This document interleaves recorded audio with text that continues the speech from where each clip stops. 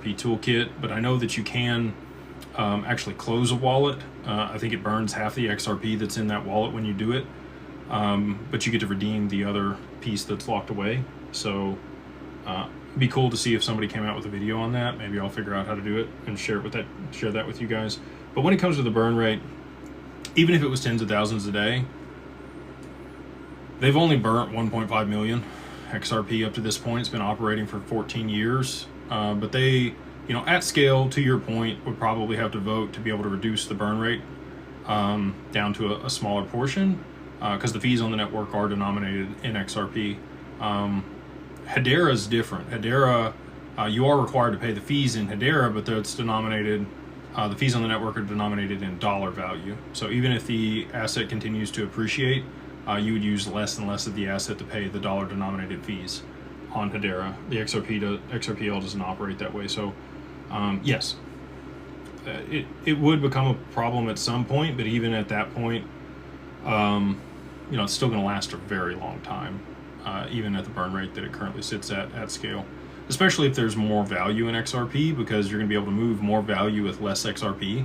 David Schwartz has talked about this. With $1 million XRP, you could move $1 million with 1 XRP versus, right now you would need like 800,000 XRP to move $1 million. So that would also reduce the cost on the network for sending transactions.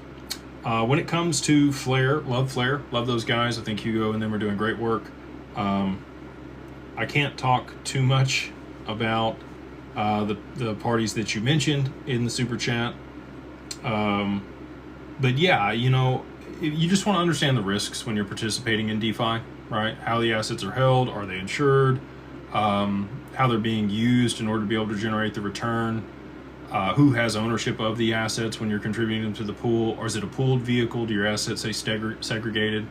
There's just a lot of considerations there, all things that we're looking at over there on the wealth management side. And we do want to be able to push forward institutional DeFi, very similar to Evernorth. Talked a little bit about Evernorth in the mastermind earlier today. So if you want to know a little bit more about that, you can go check it out.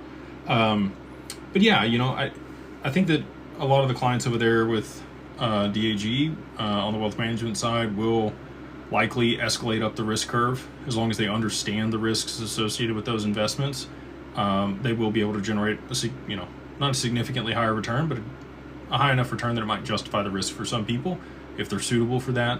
And that's the other benefit of a financial advisor. They can walk you through, like, okay, we have